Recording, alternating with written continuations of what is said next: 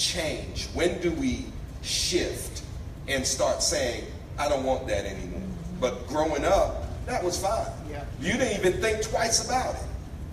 But get to a certain point, that's not okay no more. Hurt is inevitable. And we chose to talk about this tonight. We read a couple of articles that talked about the hurt that we endure and what happens as a result. Because it's very easy to talk about our experiences that we've been hurt by somebody. And the amazing thing is hurt changes us. We don't even realize that it changes us, but it does. And we're going to talk about that tonight. But it's easy to talk about our hurt over talking about the people that we've hurt. It's really easy to pinpoint. If I ask you right now to give me two people who hurt you, you can probably become, yeah, this person and that person. But I say, give me two people that you hurt, we'll all act like we have amnesia. Right. Well, I didn't mean to hurt them. That's not the point. Right. Whether you mean it or not, hurt is hurt. So one of the articles we read was this young lady said she had hurt her friend, and her friend, instead of talking to her, how many of y'all went here? She sent her an email and outlined the email everything that she had done to hurt her. And so Bishop and I began to talk about that in a day like today, how so many people communicate via text or email or some writing form instead of having a conversation about what occurred. And what was amazing was the perception she had about being hurt was not at all what a friend had done or meant to do. So we started thinking about how many people have relationships dissolved over perception. Right. That's what we want to talk about today. Because you perceive it one way and you experience hurt. I'm not saying your hurt doesn't matter, but what I'm saying is your perception doesn't trump reality. Just because you perceive it that way doesn't make it so. Right, right. Just because you feel that way doesn't make it true that the other person meant it. So where do we draw the line? Because lots of relationships they end. Absolutely. They're in over a perception or idea about something that is not true at all. So as we're talking about hurt, you're hurt and they're hurt, and it's all over a lie. And we talk about the enemy being the father of lies. We never give onus to the enemy for creating this mirage of truth. Because he makes you think that it's true because you feel the way you feel. Whenever we put emotions to it, we put truth to it. Right. Oh, y'all better get with me. Because we feel it. It's got to be true because I feel it. Right. Right. And they make the decision to walk away, to close doors. People leave jobs over ideas. That's right. They leave churches over feelings. Because I feel this way. It doesn't mean that it's the truth. That's right. Right. Right. Imagination. And you know what's interesting, Prophetess, is that oftentimes when you do face each other, you come to realize that your perception came from left field, and the enemy has massaged this thing so that by the time you talk about it, say, well, I thought that's what you meant, you know. And when you talk about it, that's why the Bible is clear and says when you have an ought against your brother, don't dance, don't shout, don't speak in tongues. Put your gift on the altar. Go talk to your brother or your sister, get it right, and then go pick up your gift and continue having church. That's what the Bible tells us to do. It doesn't say anything about email them and see what they say. You know, but the thing about it is social media in today's society have caused us to hide behind technology and not ever face people and not ever face one another and express how you feel. We're not even saying your feelings are not your feelings or your feelings are just totally wrong. You have a right to feel the way you feel. But when you start saying that your feelings are true, your feelings are factual, but they may not be truthful. And so when you go to converse with the other person and you start realizing, you know, well, you said forget you.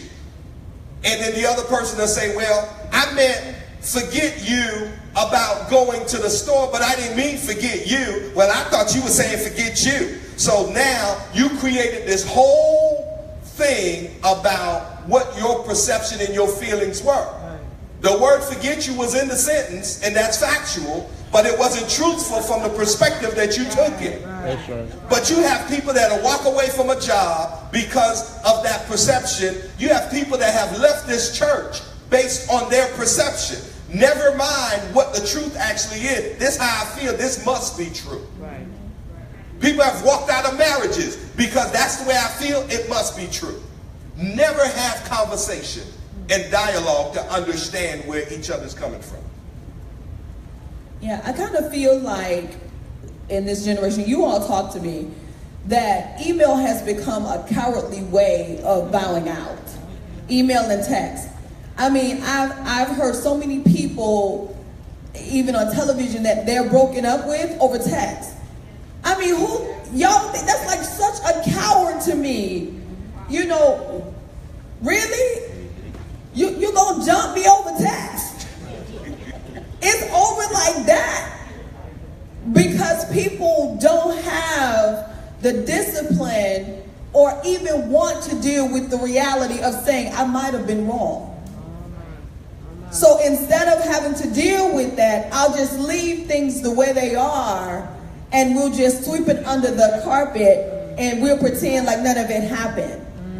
And the dangerous part is, especially when you talk about spiritual things, that these people are connected to you. We talk about connect, grow, serve.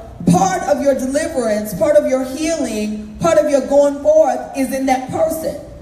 So when you make the decision to dismiss them, you have just decided to take a detour to your destiny. Are y'all understanding this?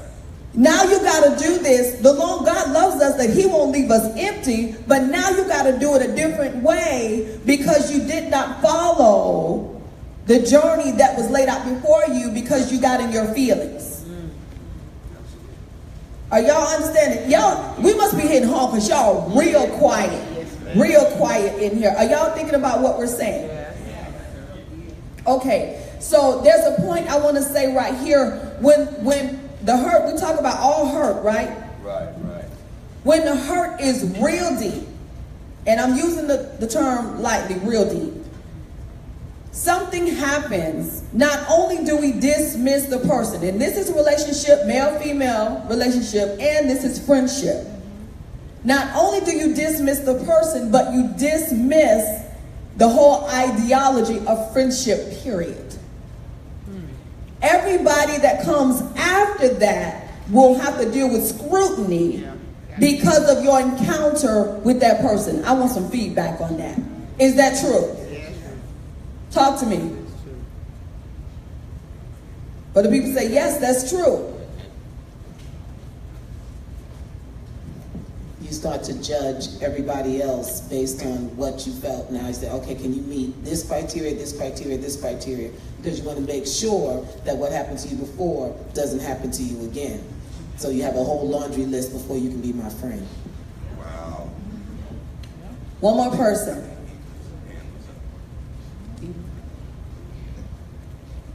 I'll say for me personally, I'll look at your character. I'll still give you a chance, but once your character shows something that reminds me of someone that I don't speak to or someone that hurt me, I automatically shut you out and I keep it moving. And then you'll be like, hey.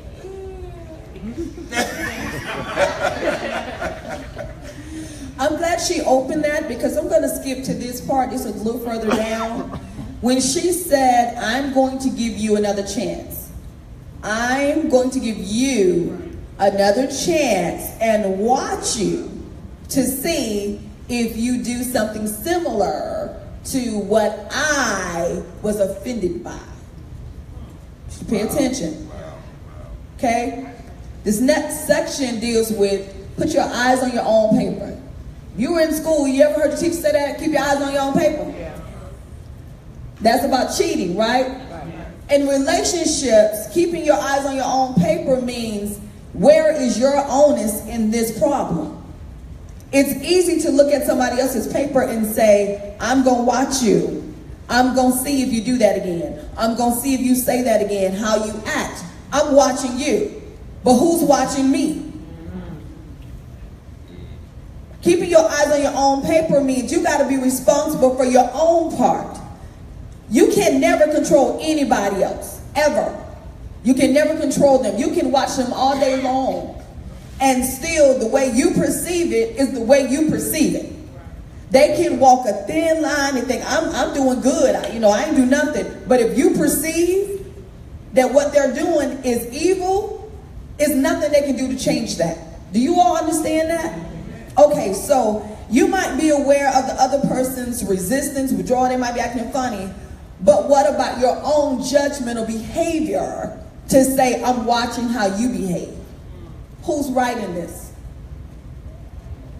I can't hear y'all saying nothing. Does that not feel good? Let's go a little further. You might be aware of somebody else's anger. You'll say, they get mad all the time. They angry for no reason. But what about your compliance to their anger? How do you play into it? Do you do the same thing, or do you shrink so that they not be angry? That's that overt and covert again. So instead of you pointing out they mad all the time, what do I do in response to their anger? Relationships, I'm like, see, we look at them one way. And it's so easy to point out what the other person does. But what is your response? It is just as vital when it comes to establishing healthy relationships. Are you with me? Yes. You might be aware of the other person's addictive behaviors. They're always doing this. You always watching TV. You always spending money. You always doing whatever you're doing. And then it comes to, but what about you, me? Am I enabling this? Because it keeps peace in my house. Because I just don't feel like hearing it, so I let you have your way. Because I don't want to deal with it. Where's your role in this? What's on your paper instead of their paper? It's so easy to point out other people because that's what we're trained to do. Y'all acting like y'all ain't enjoying this like I was doing that last week. No, I see a whole lot of and a whole lot of head shaking. I want to hear some feedback on this. This is hilarious.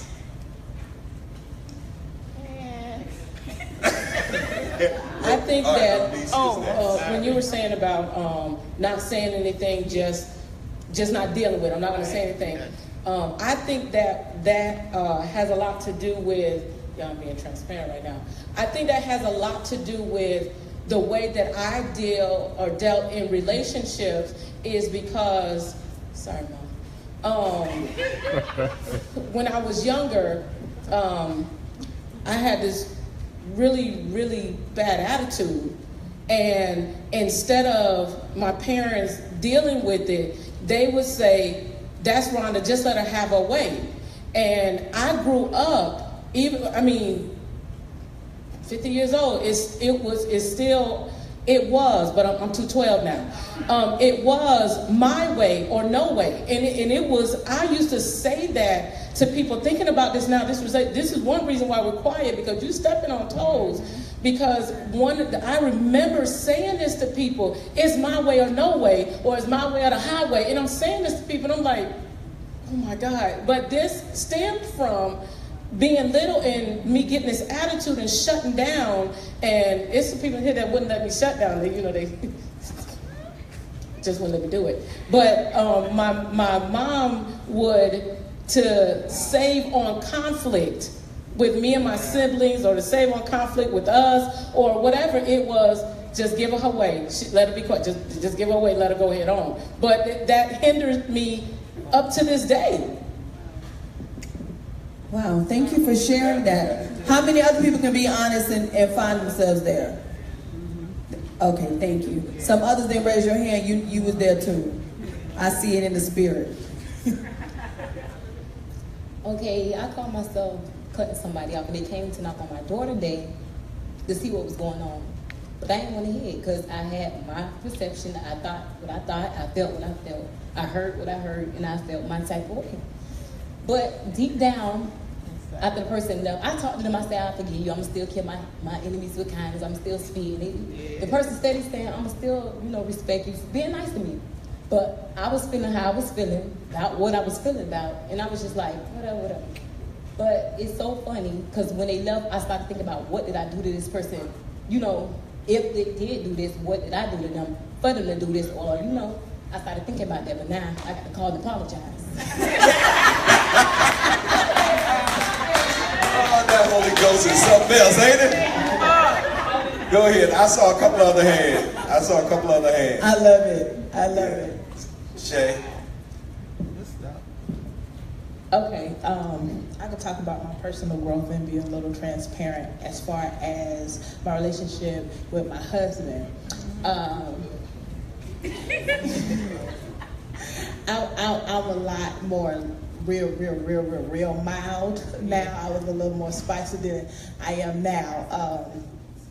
And when we used to get into arguments, because I could talk fast, and you know us women, we it'd be like this. It don't come out fast enough for them. So sometimes we equate that with being right because all of our logic comes really quick and they can't really combat with us like they want to. It may be in their head, but they just can't get it out fast enough. I got to the point after I got saved, we were on the sidewalk outside, Lord forgive me, and we were in the middle of an argument, and I was the type of person I didn't care if anybody else was around because if I felt like I was right, I was right. And I was pointing my finger in his chest, which was something that I used to do all the time. I apologize again. And I'm just going off. I can't remember what I said, but it was something so cruel that came out of my mouth in the middle of the argument. And the Lord allowed me to catch it right then and there. And I just stopped what I was saying, and I just stared at him. And the Lord said, apologize. And in that, it was like, apologize? I'm one of those people that, I'm sorry if it hurt your feelings, but I said what I meant, and I meant what I said. But I saw in that instance what it could do down the line, because he's a real chill, laid back, whatever argument happened, I'm gonna go on by my business. But we don't know what a person could be harboring after you say those things, even though they may seem to brush it off or whatever the case may be. But I saw right then and there, if I allowed myself to keep thinking, I said what I meant and I meant what I said, or whatever the case may be, it can cause so much problems later on down the line. And I was glad that the Lord actually stopped me and allowed me to see where I was wrong. So from there, I'm not gonna say I did it all the time, but I try most of the time. When he make me mad and I want to go and pray about him, I pray about myself first. All right, so some good stuff came out of that, out of all the groaning and moaning. Is there deliverance in the house? Yeah. Absolutely. But this is about the revelation piece. Once you get revelation, then you can be healed, and you can move forward, because it's difficult to be in a relationship hurt. And even with what Ronicia said and Shay, when you feel how you feel and you make judgments based on that, you don't consider the other person. In relationships, you have to sometimes give up your right to be right in order to allow God's right to take precedence. And sometimes God's glory is bigger than your position to be right, which means if you do the opposite of what that person expects, glory can come to God, because the person like, I know you didn't say what I thought you was going to say. Mm-hmm. And then not only is the relationship saved, but God gets glory, and you actually get your reward then.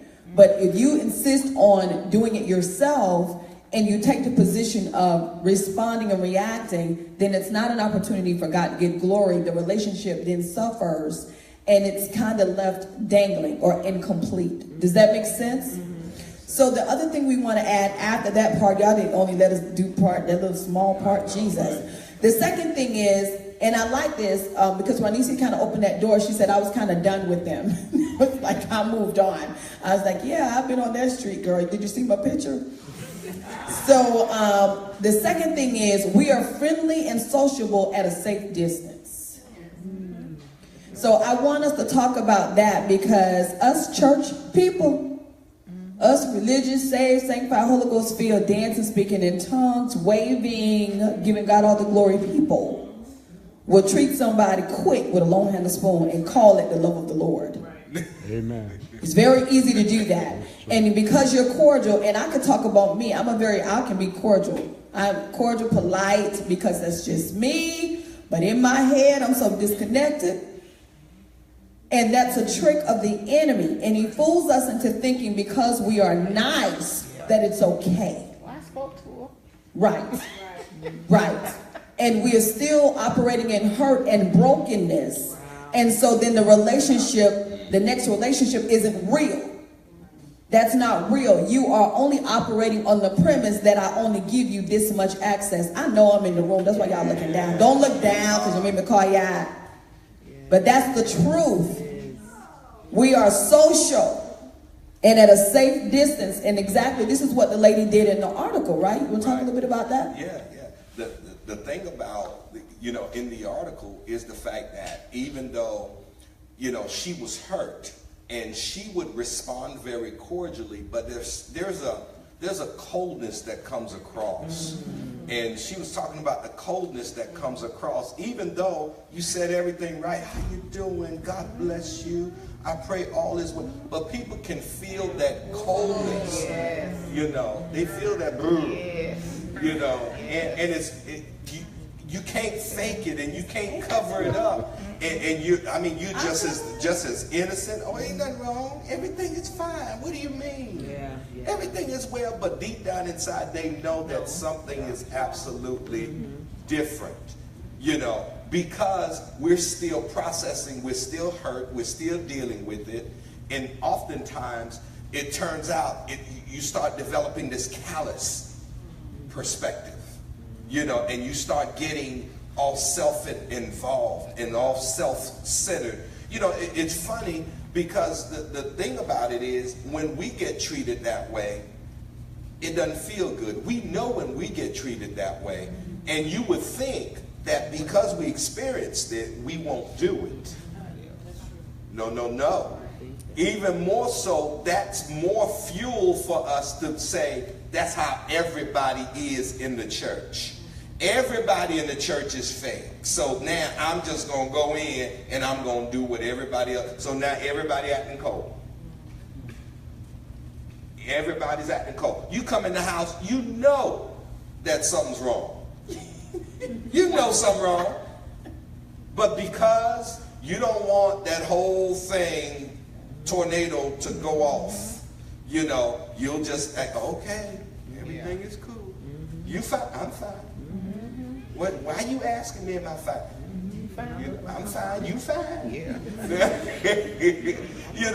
And you could tell, huh? I think husbands know. Well, they know, just like wives know. You know when something's wrong. With parents, you know your mama's mad at you. Come on, kids, tell the truth. You know. You just like, okay, oh God, I done something. The body language. Yeah, it's something in the body. And it's a spirit. It has to be a spirit because even the body language, you could come in and get a hug and everything. That wasn't right. That wasn't right. And you know that something is going on. And the same thing is that now we've developed that in order to protect our hearts. We get in an emotional fetal position to where now we're treating everybody very cordial and very, but stay over there. God bless, but stay over there. I ain't looking for no new friends. Just stay over there. And so that's what in the article, huh? But they don't say that, and that's the dangerous part.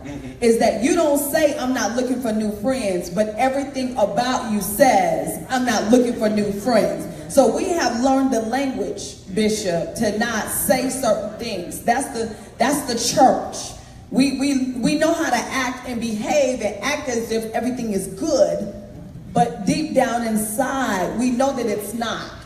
And so we won't dare say, I don't like you, don't talk to you, don't do you, but you know I don't do you. I mean, tell the truth. Yeah, but and the enemy has given us, I guess, comfortability in that because he makes us feel like it's okay. Because we're not being rude. So if you're not curt and rude and short, and I didn't tell you off, then be excited.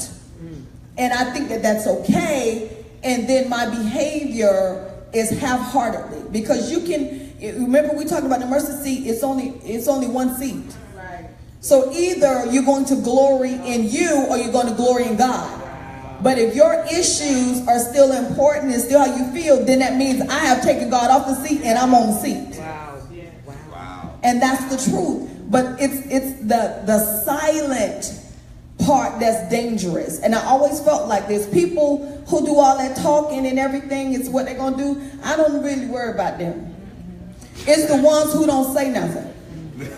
They don't say anything, but all in their mind, they don't plan how this thing going to work. They plot. They quiet though, and those are the weapons that are most dangerous. And because the enemy puts that stuff in our heart, and you don't even know it's there, because you go on with everything else that you do. Do y'all hear me good? You go on with everything else you do because he don't care. The enemy ain't gonna buy. He gonna let you continue to go to church. He's gonna let you praise. You can shout. He will even let you speak in tongues as long as you keep that stuff in your heart. And you don't even acknowledge. And before it corrodes the rest of your heart, it is like a clotted artery that's backed up. Yeah. When you said that, that triggered me to a thought that it's not even good enough. You could have all of the acts right, but if your heart is not right, then the acts don't even matter. However right your acts are. That's why if you don't have all of the T's crossed and all of the I's dotted, but if your heart is right, I would rather someone with the heart that may be rough around the edges and tear you off every now and then and be like, you know I ain't mean it, but you could tell that they're genuine, rather than somebody that's treating me right all the time but really don't have the right heart for me. That's true. That is true. That is true. And it's one more part we want to add to this. In the article, the young lady said, because of the protective barriers, because what we just talked about are called protective barriers, that happens after we've experienced hurt. Yes. And she said, because of the protective barrier she created with herself, there was somebody else in the church who wanted to establish a relationship with her. But she was so into herself until she shut her out as well. And the person who wanted to establish a relationship felt like she was on the outside and excluded and didn't feel a part of, and actually took it personal. Right. But it wasn't really about her personally. It was about the person's personal issues that were manifested in church. Does that make sense? Right. So that looks like people from the outside coming in, and they're looking to establish a relationship to get some type of connection, and they can't establish one because everybody has protective barriers. Wow. And these people, they can't get in. It's like they're considered outsiders. You never say that. You smile, you pat them on the back, you greet them, you shake their hands, but you never open that door to establish a relationship because of your own protective barriers. That's right. That's right.